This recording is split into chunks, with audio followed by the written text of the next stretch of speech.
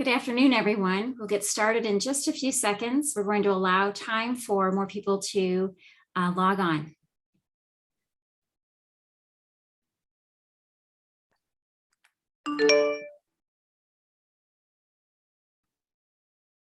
Good afternoon. Welcome to Contemporary Art and the Prairie, a Missouri Prairie Foundation webinar produced in collaboration with the Kansas City Art Institute.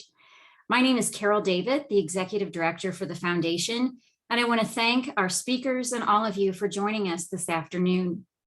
During the presentation, if you have any questions, please put them in the Q&A section on your screen, and at the end, I will come back on to share those with our artist panelists. This webinar is being recorded. The link will be shared with all of you tomorrow, along with any resources that may be mentioned during the presentation and the Q&A session. And now I'd like to introduce the artists. Julie Farstad is an artist, professor, and co-chair of the painting department at the Kansas City Art Institute, who explores the role of plants and the idea of cultivation in mixed media studio artwork and community-based painting projects. Julie got her BFA in painting at the University of Notre Dame and her MFA in painting from the University of Illinois at Urbana-Champaign. She was born and raised in Elmira, New York, and moved to Kansas City, Missouri in 2005, where she currently lives with her husband and their 2 sons. Keli Mashburn is a photographer and filmmaker living and working at the edge of the Tallgrass Prairie on the Osage Reservation in northeastern Oklahoma. She's a trained photographer and a self-taught filmmaker. Keli has worked in a traditional darkroom since 1998, and in 2013, she began making experimental short films. Currently, all her projects are collaborative films with performative aspects. Her works are designed for gallery spaces and public screenings and performances with the intention of facilitating conversations concerning our relationships in and to our environment. Erin Weirsma's artistic practice focuses on the body's capacity to absorb and respond to an environment. Her work is represented by galleries in Denver, Colorado, and Munich, Germany. She lives and works in Manhattan, Kansas, and is an associate professor of art at Kansas State University. For those of you who may be unfamiliar with the work of the Missouri Prairie Foundation and Prairie, I'd like to share just a few introductory slides. The Missouri Prairie Foundation is a 55-year-old prairie conservation organization and nationally accredited land trust. We protect original unplowed prairie remnants, create prairie plantings, run the 21-year-old Grow Native Plant Marketing and Education Program, and administer the Missouri Invasive Plant Council. We work with prairie, which is a complex native grassland ecosystem dominated by perennial warm season grasses, wildflowers, other plants, and less than 10% tree cover. Thousands of arthropods and other invertebrates, amphibians, reptiles, and other animals depend on prairie habitat to survive. A hallmark of prairie that we don't see is the complex root systems. And over thousands of years, these root systems have created some of the richest soil in the world. And these prairie roots store large amounts of atmospheric carbon and slow and filter stormwater, which helps protect freshwater supplies. There are many different kinds of prairie in Missouri, Kansas, and Oklahoma. I'll share a few slides of some of them from Missouri. Near Nebraska, we have steep, very dry Les Hill prairies. In southeastern Missouri, there are sand prairies, although they're extremely rare today near the Missouri Boot Heel. The Osage Plains Prairie is historic prairie country in western Missouri, southwestern Missouri, and the Osage Plains join the Flint Hills of Kansas and Oklahoma. In northern Missouri and the glaciated plains, there are a few remnants left of rarely rich, deep soiled prairies. Prairie is wide open space, big sky country with also infinite detail in the kinds of plants and animals that you can find in a prairie, along with the sounds of insects and birds. If you haven't visited a prairie, I welcome you to Missouri Prairie Foundation Prairie so you can have a close encounter with prairie and experience how rich it is. The historical prairie region is, as you see on the map, that is for the United States. It extends up into Canada as well. In Missouri and parts of Kansas and Oklahoma, we have tallgrass prairie, mixed grass, and shortgrass prairie. You find further west in the country. It developed about 8,000 years ago, but is millions of years in the making. prairie evolved with fire, drought, and grazing animals. There are many different kinds of native grasslands throughout North America, and you see here a depiction of grassland regions of eastern North America. There are fens, river scours, savannas, glades, prairies in Missouri, and parts of Oklahoma have influences from the southeast interior grasslands and also Midwestern tallgrass prairie and savanna. We don't know the full extent of fire tending of prairies by the Osage and their ancestors in the last 4,000 years in Missouri, but we do know, based on writings by early European Americans, that Native American use of fire for driving game and encouraging new vegetation growth was carefully planned and organized. Native Americans in Missouri lived on prairies and helped perpetuate this native grassland ecosystem. So there is a very long history of people living on and with prairie. Prairie, so much of it, a dramatic loss of prairie due to the conversion of prairie for row crops, which continues to present day, as well as with the forcible removal of Osage Nation members, we have suppression of fire, and that continues today. And so that suppression of fire led to invading woody growth of trees and other woody growth, and all of the places where we live and work. The shopping centers, schools, housing development, so forth, have also replaced prairie and other natural landscapes. We feel that it's incredibly important to save prairie because it's shaped our economic and cultural history. It's part of our shared natural inheritance. Original prairie remnants remain vitally important habitat for prairie and native grassland dependent plants and animals. And original prairies are seed sources for the native plant industry. Without original prairie, we can't create prairie plantings. We know in Missouri from the work of Dr. Walter Schrader where prairie was in Missouri prior to European American settlement. And we had 15 million acres of prairie up until statehood in 1821 in Missouri. But today, we have fewer than 51,000 scattered unplowed prairie acres recorded in the Missouri Natural Heritage Database. We feel that it's imperative that we protect as many of these prairies as we possibly can. Our organization owns and manages 29 tracts of land totaling more than 4,100 acres. These prairies are open to all enjoy, and there are more prairies to protect. And with supporters, we can save even more. And with that, I would like to turn the program over to Julie Farstad.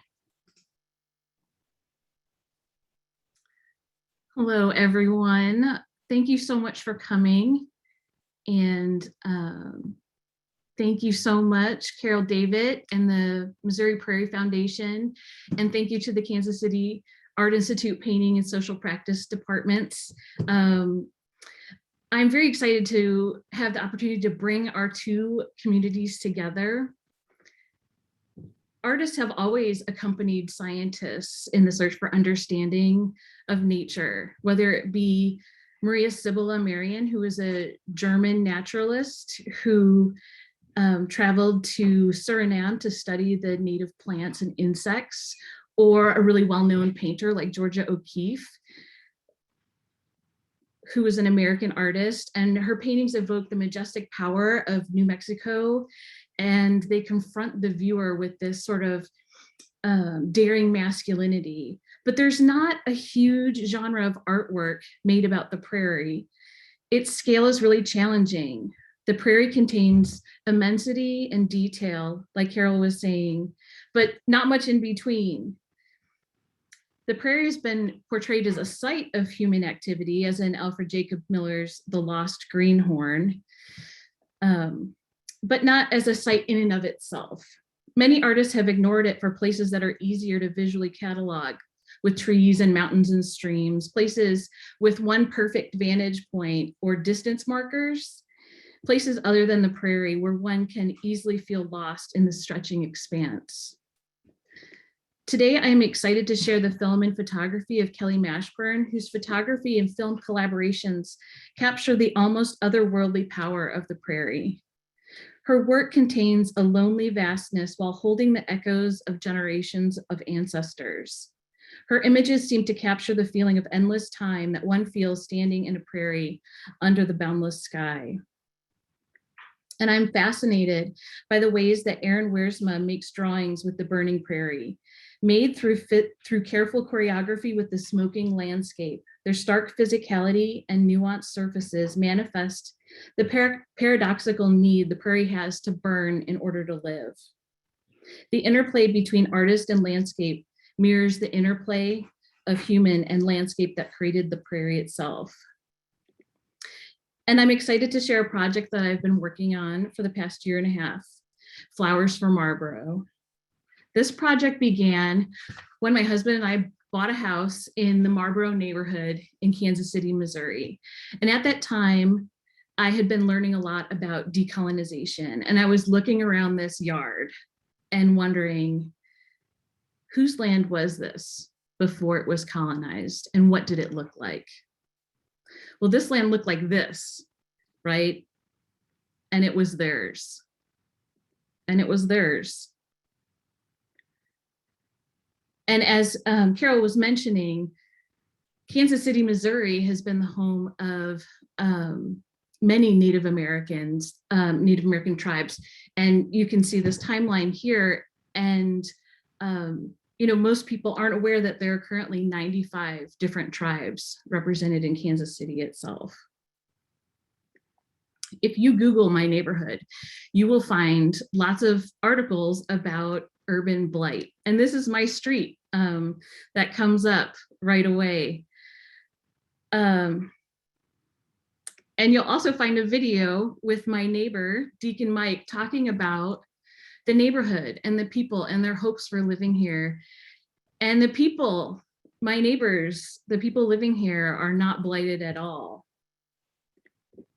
What it means to be blighted, here are some of the statistics for Marlboro in Kansas City. You can see that there's a lot of vacant homes. That means there's a lot of boarded up houses. There's a lot of rentals. You can see the statistics of people who live here. This neighborhood saw white flight in the 60s and 70s and 80s, and also was kind of a victim of Kansas City's racist red line history, where you could not get a home loan if you lived east of Troost. And so I started to look at the boarded up houses across the street, and during the pandemic, all the kids are home and playing in the neighborhood. And I was thinking about health and well-being, and how being in a neighborhood that is blighted affects a person's health. And as I'm learning about neighborhood blight, I'm also learning about the ecological blight that happens when you take away all the native plants and replace it with European grass.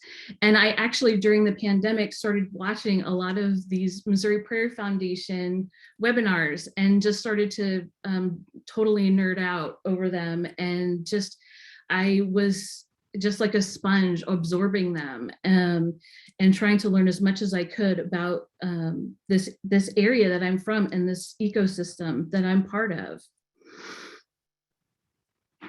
So when the European grass came here, right, so did the European mindset. And so the human approach to land went from one of stewardship to ownership. And land was not something that you coexisted with. It was something you owned. It was something you lived upon. It was a status symbol. It was a symbol of your success, and not a symbol of our successful coexistence with nature, right? So this is a painting by a British painter, Arthur Davis, that shows an aristocratic family and their land. Lawns are bad, and you can see why. They're the most irrigated crop in the country, and they feed no one and nothing, right? They require so much fertilizer and mowing, and it's obviously bad for the environment. Doug Tallamy, who's somebody who I also started to study a lot of, talks about them as being ecological dead zones. And so then, what doesn't need fertilizer or mowing or constant irrigation, and also provides habitats for a huge diversity of beings while also being gorgeous? Native plants. And I fell in love with native plants, the wildflowers of my region, Coreopsis tinctoria, Gaillardia pulchella. This is one of my favorite plants. And you can see how these plants provide sustenance and habitat for the insects. This is Echinacea purpurea. Started to learn about some of the medicinal value of these plants, along with their stunning geometry, as you can see with this gorgeous Echinacea.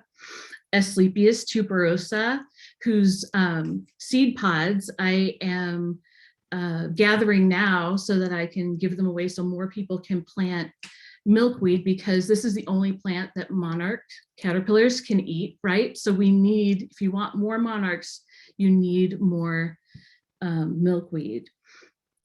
And Glandularia canadensis. And so I'm learning about all these plants, and I'm overwhelmed by their beauty and their geometry and how much they contribute to the environment. And I just, as a painter, right, I need to paint them. And I'm also in a pandemic, and I'm thinking about my neighbors and thinking about how, you know, my neighbor down the street is a nurse, and all my neighbors are essential workers, right? And Marlborough is being hit really heavily by the pandemic. And I'm getting to know the Marlborough Community Coalition and meeting people like Diane Hirschberger and Becca McQuillan and Jen C. Colton, who are doing amazing work in the neighborhood. And I'm just getting so inspired by all of them. And the only thing I can think to do is start painting and do this. So I started to call the owners of boarded up buildings and ask them if I could post up paintings of native plants. So I was making native plants on Tyvek, which is a recycled plastic material. Surprisingly, the owners would say yes. And one of the interesting side effects of this is that there's a lot of illegal dumping in front of vacant houses. Suddenly you turn the house into an inside out art museum, and people don't dump there anymore because, you know, they know that somebody in the community cares about this house. And I really see this project as sort of a love letter to my community and to the landscape that used to be here. And through the Marlborough Arts and Culture Task Force, I meet two other artists. You can see the work of Adam Crowley are the first two images on the left, and Anna Goodwin, her paintings are the last two on the right. And they collaborated with me to make paintings of native plants that went across this house, which was a DART house, which is a drug, basically a house that's closed down because of drug activity. So you can see on one side, paintings on one side, and on the other side, the painting on the corner with the purple flowers, somebody in the neighborhood just came and spontaneously did that themselves. And I was so moved and excited that a member of our community took the time to bring a ladder over and make a painting and join in kind of celebrating native plants in the neighborhood. So finally, I was invited by the chair of the Marlborough Community Land Trust to paint on the boarded up windows of the old Marlborough School. It's a beautiful building, and the school was built in 1927 and closed in 2007. And I really see a closed school as a sign of neighborhood deterioration. You have displaced students, underfunded teachers. And so, you know, I want to think about how do we turn something that's a symbol of blight and decay into a symbol of hope. And so this summer I worked on a body of paintings of native flowers, many of which grow in my yard that I'm converting to all native plants. And many are photographed from the Anita B. Gorman Conservation Discovery Center here in Kansas City. Shout out to Sydney and Alex, who have taught me so much about native plants and welcomed my students to the Conservation Discovery Center. So the next phase of this project has to do with teaching children. And so I started having spontaneous painting parties in the front yard just to see if I could convince the neighborhood children who were actually in my backyard on our trampoline at the time to come out and paint and learn about native plants with me. And they did. And so I'm excited for the next step, which is to enlarge these so they can go in the spaces in between my paintings and sort of be a symbol of hope for our neighborhood and hopefully for the environment as well. So now I'm going to turn it over to Keli Mashburn. Thank you so much. Thank you, Julie.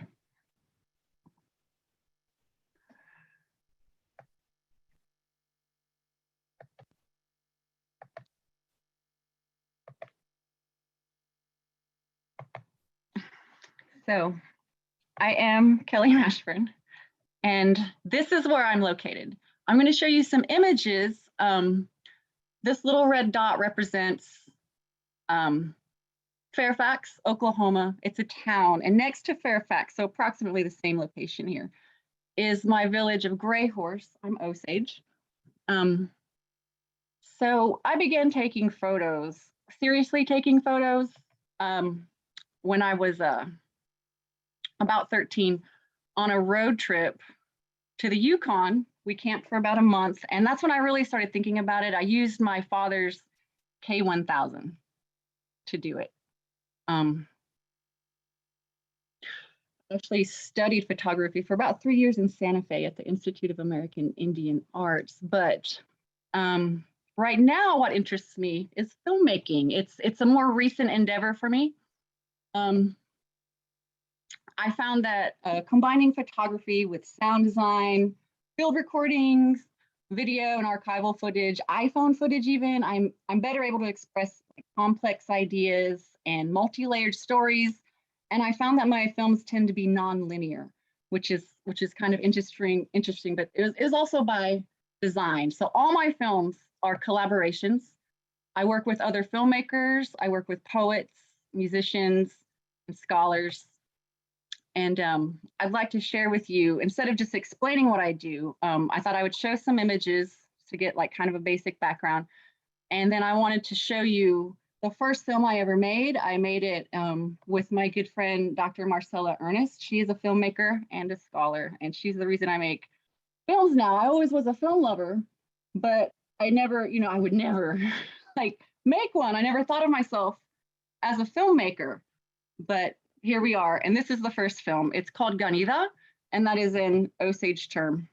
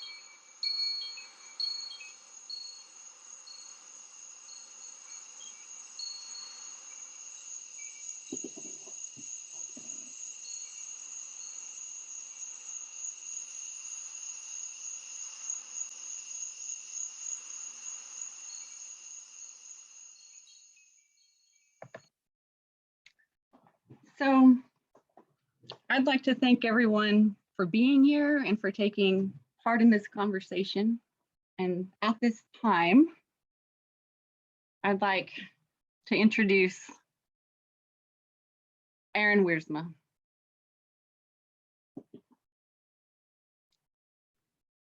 Thank you, Kelly. And thank you, Carol, David, Missouri Prairie Foundation, Julie Farstad, and Kansas City Arts Institute, the Painting and Social Practice Department. It's just a pleasure to be here, virtually connecting with everyone today.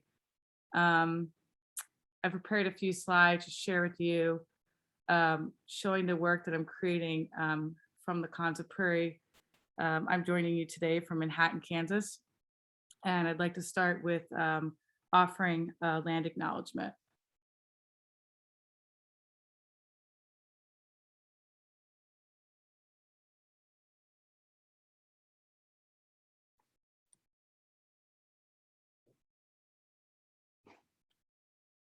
The state of Kansas is historically home to many Native nations, including the Kaw, Osage, Pawnee, among other. Furthermore, Kansas is the current home for 4 federally recognized Native nations: the Prairie Band Potawatomi, the Kickapoo Tribe of Kansas, the Iowa Tribe of Kansas and Nebraska, and Sac and Fox Nation of Missouri in Kansas and Nebraska.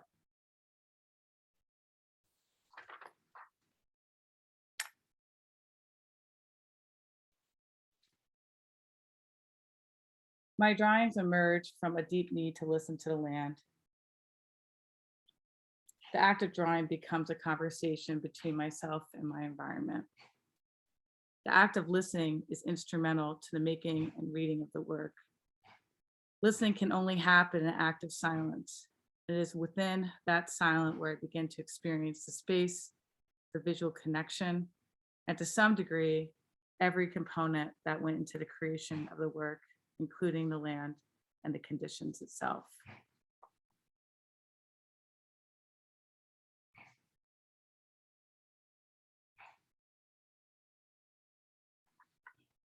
Based in the Flint Hills of Kansas, I'm creating works on paper within the land at Konza Prairie Biological Station, one of the few remaining protected grasslands in the world. Through the act of drawing, I respond to the land, the terrain, and conditions present at time. The pieces are a representation of my immersion of both the temporal and physical in the prairie. As I move with the paper across the land, this act allows me to witness and mark the time and geological history of this place. Konza Prairie Biological Station is owned by the Nature Conservancy and managed by Kansas State University, and is also part of the National Science Foundation's long-term ecological research program. Having access to the station side by side with researchers allows me to develop a deep relationship with my environment and the land. One stretching throughout the Great Plains as far south as Texas, the Tallgrass Prairie has dwindled to a bare minimum of its previous size, roughly 4% remain. The drawings become a stand-in to some degree for everything that has formed the Tallgrass Prairie to this moment.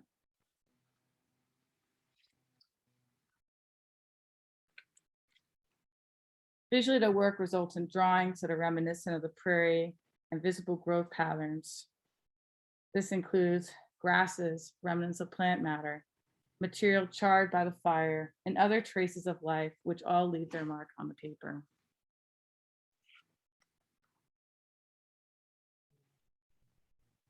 These drawings are made by pulling, rubbing, dragging, lifting the paper in the Konza Prairie before and after a controlled burn.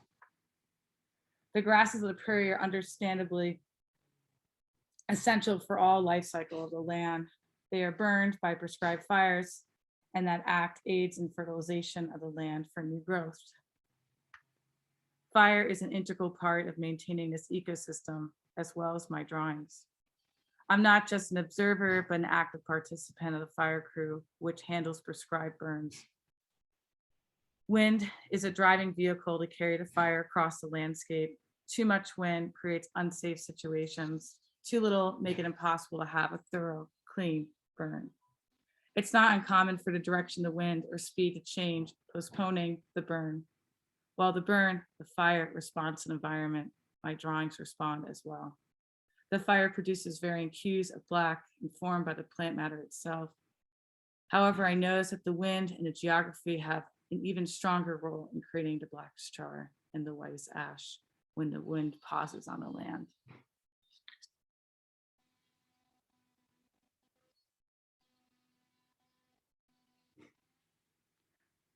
The Flint Hills is the largest uninterrupted stretch of untouched grasses in North America. And the Konza Prairie is only a small portion of this. I enjoy how my work can represent both the smallness of this location, but also the fastness felt while in the prairie. The drawings exist as a document, a record of the land, autobiographical in nature as they record its native grass populations, but also now fossilized remains of what was. Aesthetics is our attempt to find a sense of meaning in what we perceive. This isn't the goal of my walks, but there is an aesthetic relationship created in the final works that is more a result of my relationship to the elements encountered.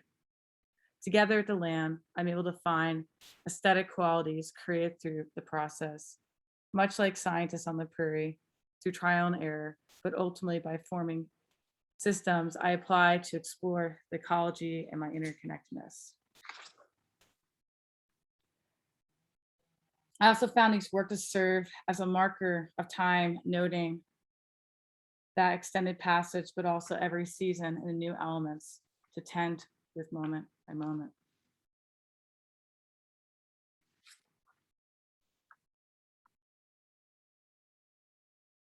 Ultimately, this work speaks to the act of slowing down and paying attention, a skill this work embraces, which at times seems lost in society today. I was drawn to the land with a desire to know this space, and within this space, I enter with a sense of reverence. If it inspires a similar experience in the viewer, that would be wonderful, and my hope. Thank you. And I'll hand this over to Carol. Thank you very much, Julie. Keli and Erin. I found all of your presentations very profound and in different ways. Those who are turning in, please do put in the Q&A questions that you have for Keli, Erin, and Julie. And I have a question of my own, if I may be so bold to ask, which is this webinar is kind of asks the question of, the relation or examines the relationship between ourselves, our sense of place in the current or historic prairie landscape, and ourselves. And I wanted to ask each of you, when you have shown your works to people who live in the same area you live versus people who live far away from you who have seen your works, is there a difference in their reactions? And if so, can you describe it? Or you could simply describe a variety of reactions that you've are aware of to your work. Any one of you, please speak. Whoever wants to go first to share.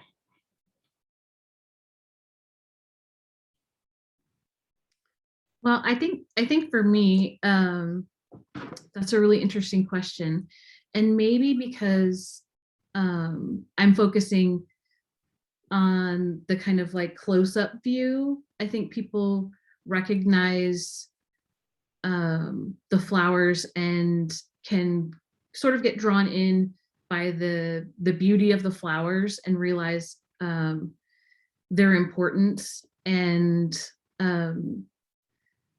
so I haven't, maybe the difference is that people who are, that I've shown who are from here and know about the prairie, kind of, they're almost like portraits of friends, you know, the paintings become like portraits of friends. And then, you know, to people who are not as familiar, you know, hopefully they're introductions, you know, because in a way, I think that my paintings of plants do operate kind of like portraiture. So yeah, that's maybe the way I can interpret the response I get. Thank you. Keli or Erin, would you like to share? Go ahead, Erin.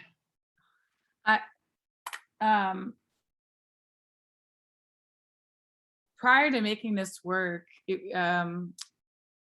the pieces, the drawings and paintings I was creating wasn't tied to a specific space that had a strong identity to it. So it was a joy to make work and then have this be part of a larger narrative, right, about a space. When I've shared the work outside of the region, I've heard often that there's this examination of drawings and there's this thought that maybe someone has meticulously placed down every single mark onto the paper. And I found a footage that I've created to be helpful in explaining kind of where these works come from and make a stronger connection. When they realized that this work was made from a space, specifically from the Tallgrass Prairie and the Flint Hills at Konza Prairie, there's a deep sense of loss, right? That I've heard from people that it's a space that sometimes has been misunderstood, right, with the fires burning, but these drawings are made from this intimate act of walking the land, experiencing the land, and that they remind others of their landscapes that have been lost or their landscapes that they love, that they don't want to lose. So that's a common response I've received from folks. Thank you. Keli? Well, I haven't really experienced like any huge reactions to the work outside of the region. I find that the reaction tends to be people think it's really pretty and it kind of draws them in. And I think it gives them like a sense of mystery because children, like young children to adults, will kind of be drawn to it. And I guess I don't think they realize that it's an endangered area. It's, you know, it's flyover country. I'm from Oklahoma. People be like, oh, Oklahoma, where's that? Haha, you know, like no one really cares, but then the work itself tends to draw them in. And when I show the work, I would like the audience to be everyone. I really strive to find this common ground. And for me, what I know is the prairie. I live here, you know. I live and work here. I grew up here on a ranch, so I've had this intimate relationship with the land since I can remember. I live in the town of Fairfax now, which is so different from living in the countryside. We plan to build in the countryside. We have all these grand plans to get back to it, back to being like in the country, as I call it. But people tend to react positively to it, but they don't have a sense of, ooh, that's a endangered landscape. I'm not like, oh, you know, there's not much of this left. Like, I don't throw that in there. I really want to remain positive, and like the starting point is this sense of awe. Let's start there. Let's, like Erin said, like in the silence, let's start from a quiet, contemplative place, like a clear blue sky type of a thing. And when I have shown this, I specifically chose the University of Oklahoma Film Festival, and I screened it there. And I was really looking around, you know, because it's all students. Then there are a ton of natives there. There's a huge native population, and a lot of them go to OU. And so I was very excited. I pulled up to the museum during the film festival, and there was a busload of Osage kids there, but they weren't there for the film festival because honestly, native themed films tend to be a bit depressing, I've been told, because I was like, oh, I saw the bus, but none of the kids were there. And like someone involved was like, yeah, you know, and I was like, oh, because I thought they meant, oh, no one's going to be at the film festival. We didn't want to go. What they meant was for the kids, we want to be careful. But obviously my films aren't focused on negativity. And to make it short, this is the best thing that ever happened. I screened the sequel to Ganida, which is Washgan. So Ganida is chaos disorder. Washgan is like, how did you make it through that? What did you do? How do you deal with it? Well, do you just be a better person? You do your best. You do your best. So essentially it was prayer, but I didn't say, hey, this film is literally a prayer. I screened it, and the reaction was a kid 2 rows in front of me stood up out of his chair and was looking around the room and clapping. And I knew that kid. That kid was an Osage. That kid grew up with the language, and that kid grew up in he got all of the references. There's a cross section of people that will get all of the references, and that kid was one of them. So it was amazing to see that. It made like it was done. I was done after that. Like, I'm just going to keep doing this for a while. You know, it was amazing. It was good. Thank you. Thank you. There's a number of other questions, some for each of you specifically, and I will ask them for as long as you have time to answer them. And if any of you have to go, do let me know. Julie, a question. Are your neighbors now planting native plants in their yards? Some of them were planting native plants in their yards before I got there. Some of them have native plants in their yards now because they live next to me and they didn't plant them, but the plants joined their yards. As my students know about my kind of passion flower, my aggressive passion flower problem. So my neighbors now have passion flowers. One of the most exciting things was that when I turned my backyard, I've been doing section by section. My next door neighbor asked if I would come over and do her backyard.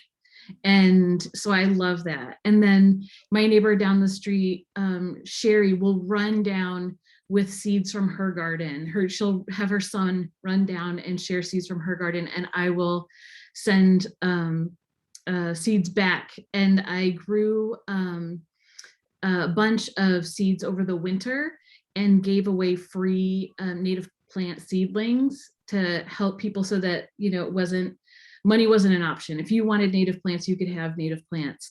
So I feel like, yes, there are more people, and I'm not sure if it's just that now I see it because I know more about it, or if it's encouraging more people to, yeah, see their beauty. And yeah, so I'm not sure, but I do notice them more, and that makes me really excited. Wonderful. And I just want to share a comment from Deborah to all of you. She says, I am amazed, and this is for all of you. Your artwork and messages are stunning. I am grateful that you shared so much of yourselves and your work. So thank you, Deborah, for that. This is a question, well, or this is for Kelly. From someone wishing to remain anonymous. I was compelled by seeing images and hearing Indigenous folks with the land because many times these images are separate and represented as separate histories or narratives, and even now excluded from images of the prairie. Can you say more about bringing these together and honoring both? I can. So I presented a film. I did 3 films with my friend Marcella. One of the films we presented, I believe at Occidental College in celebration of Native American Heritage Month, I believe. So we screened the film, and it's the landscapes, it's language, it's the orthography, it's pretty much what you just saw, what I've shown. And I was talking about the film afterwards because I know not everyone speaks Osage. I don't speak Osage, like I'm struggling to learn this language, and I feel bad about that.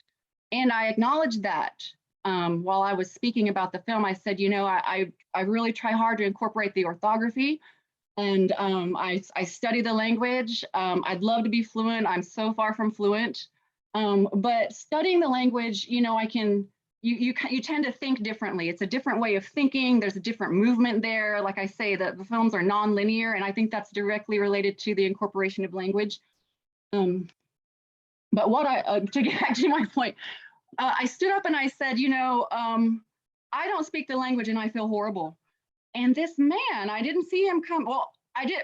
I saw a lady come in, and so I saw when I saw him speaking, I looked way up in the back in this beautiful Troy auditorium. This man's way sitting up in the back. He stands up and he says, you should not be ashamed of yourself, and you should not feel bad because that was taken from you.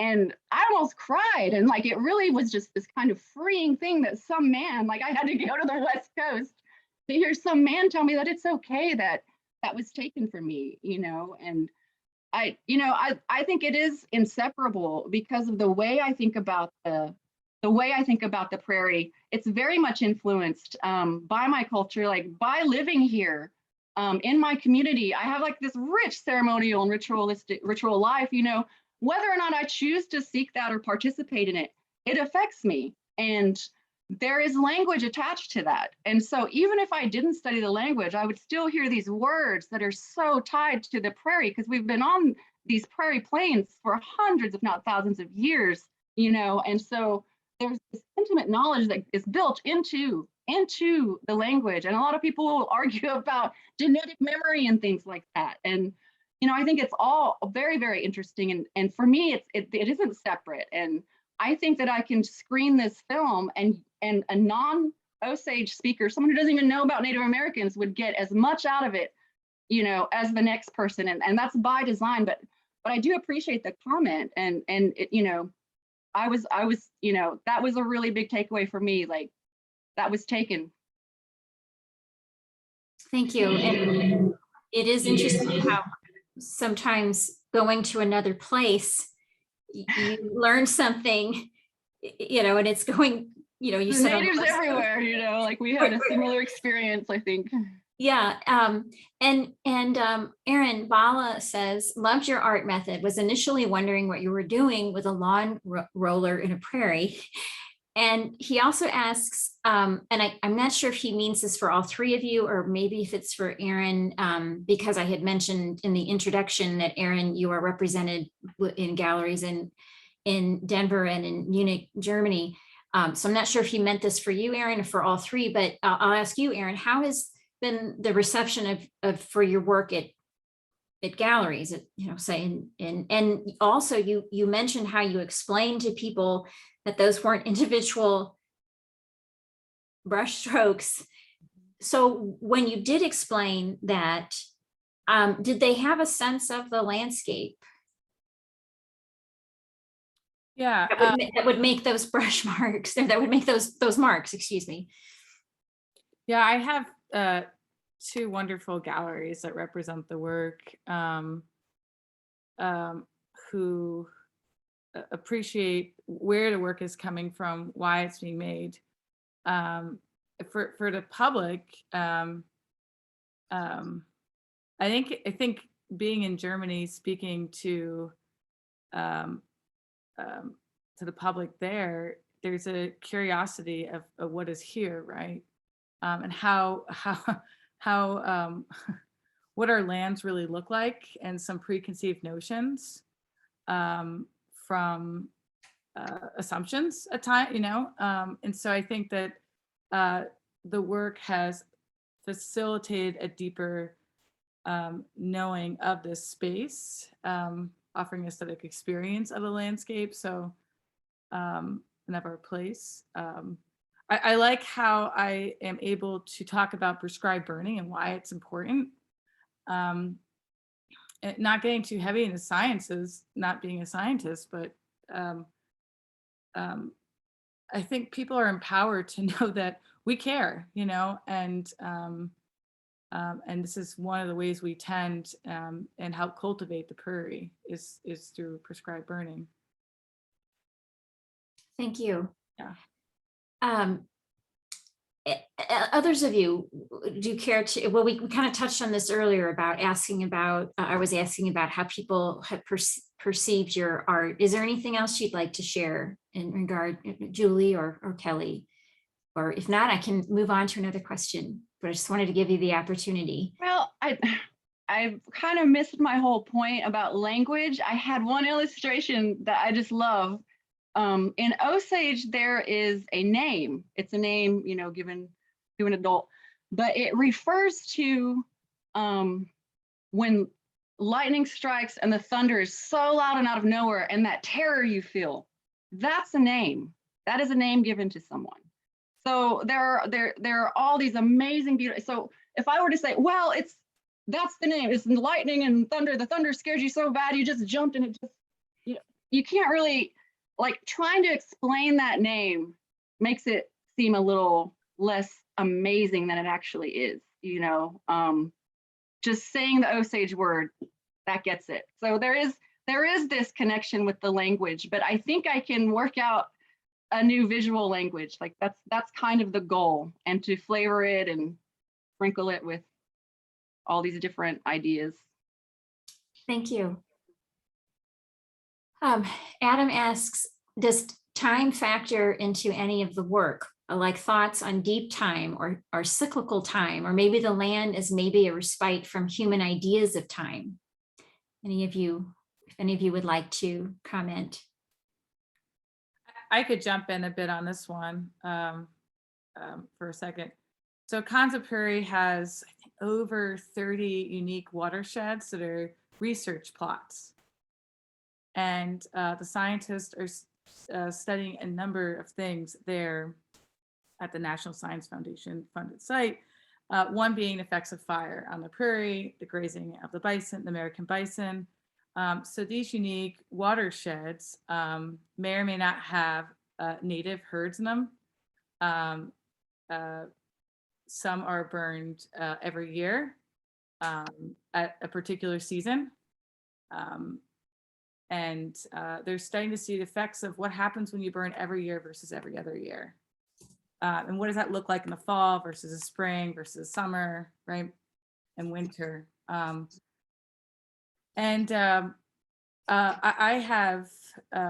am studying their research in a sense, and in their space and their dynamic with the dynamic they've created and co-created with the land. So I've titled my works citing the day of the year that I've visited. First starting with the year, the day of the year, the location, which of the 50 watersheds have I visited that day? Where is that drawing specifically from? And then with a memory. And it tends to, the memory could be anything from a biological form I interact. It could be with a sighting of another creature in that space, or something that's happening within our world that I bring into the prairie on that day. So time does really play a role in the making of work, but I try to reference it back to the viewer. Thank you. Julie or Kelly, would you like to comment on time? I mean, I think that the paintings that I make maybe freeze a moment in time to sort of celebrate that moment in time. But I'm also thinking about just the way that learning more about native plants has given me and working in the garden, and and appreciating different times of day and the seasons, and the appearance of different animals and insects. I used to, when I was younger, I used to feel really jealous of people who lived where there were like really, really old buildings, like, oh, you could walk by a building and that was, you could get a sense of like the history, right? And I felt disconnected maybe from history because I felt like I didn't have something to ground me like that. And now the way that I see that is that it's almost a gift that Native Americans have given to us, that they didn't build these stone structures and they didn't build, these towering, because they appreciated the importance of the landscape. And the more that I learn about native plants and the way that humans and nature came together to form the prairie, the more I feel in touch with this, tens of thousands of year history. And it's been really just important for me as a person, and as a person dealing with, the pandemic and cultural trauma and being, all of the things.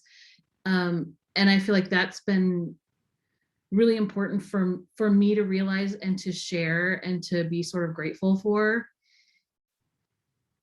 Thank you.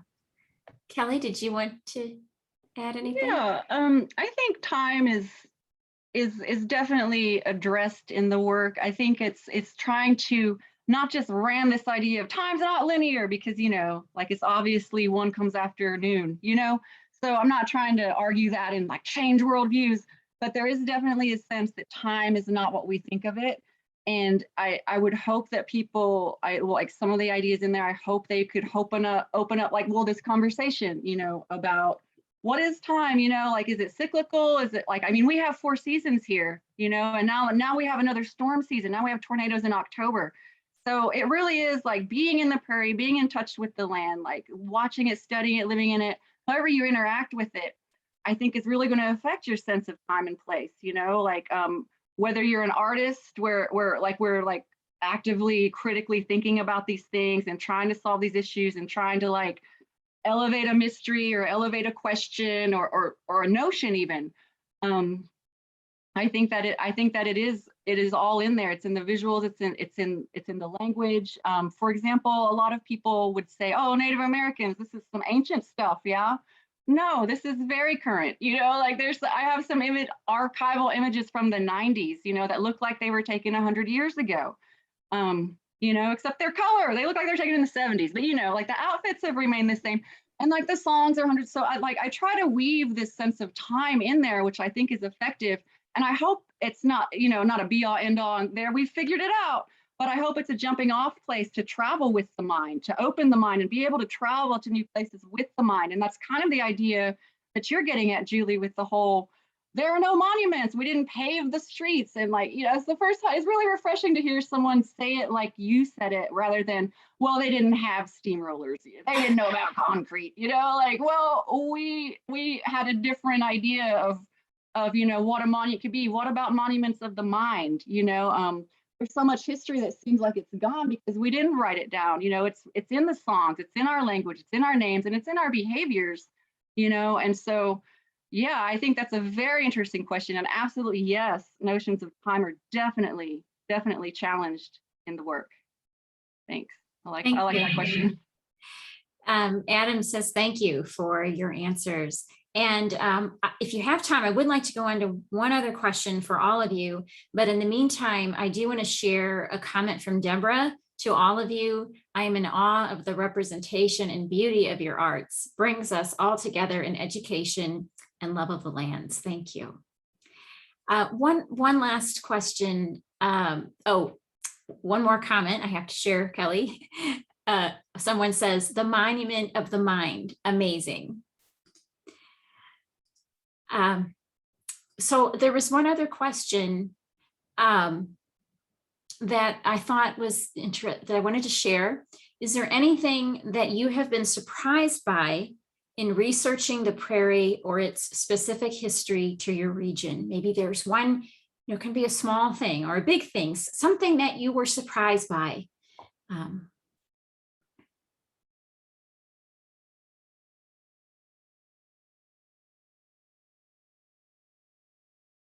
I can't say that there isn't a surprise. There are always surprises. That's why it's so exciting, but I cannot think of one right now. Well, I think when you're living and working with it closely, it is sometimes hard to focus on one particular moment.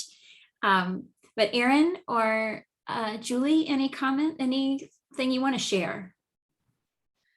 I think for me, I was coming from a place of being really plant blind and not being able to tell, like a cucumber from like a honeysuckle bush, right?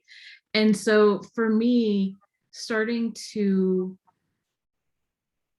be able to notice and identify different plants and see how, oh, this is a host plant for this insect. And that's so important. And that insect, their caterpillars can't eat anything else. They haven't evolved to eat anything else. And we need that plant. And when we don't have that specific plant, we don't have any more of that. It was kind of like, my like Helen Keller at the like water pump moment of like, oh, like things started to have like names and functions and purposes and this beautiful intersection. And I think the biggest surprise was like, why am I learning about this now? Like, what, do you know what I'm saying? Like, I mean, I grew up watching Little House on the Prairie and was like, that was my information about it, right? Like this totally whitewashed, westernized, heroic settler narrative. But you couldn't buy a native plant at Home Depot. You couldn't, it wasn't, and I started to realize like the way that landscapes everywhere are sort of policed and how institutions like plants that don't operate like plants, right? That and everything is hygienic and cleaned up after, and that plants are used in our culture to enhance one's personal brand. And it just sort of like one thing led to another, and it was sort of like a window opened, and I started to connect history to plants and colonialism to plants and global trade to plants. And it just became a whole new way of understanding the world. So I guess the big surprise was all of it, and the fact that I didn't know any of it. Thank you. Erin, would you like to share about a particular moment of surprise or, something that you learned about prairie.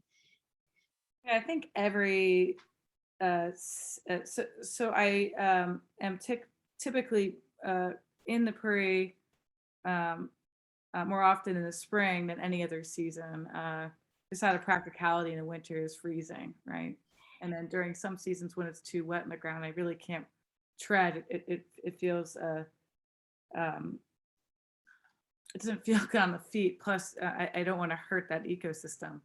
And so I think I come every season with some kind of, I've noticed this, some kind of memory of the past. And so uh, this coming year, I'm looking forward to returning to a 3-year burn.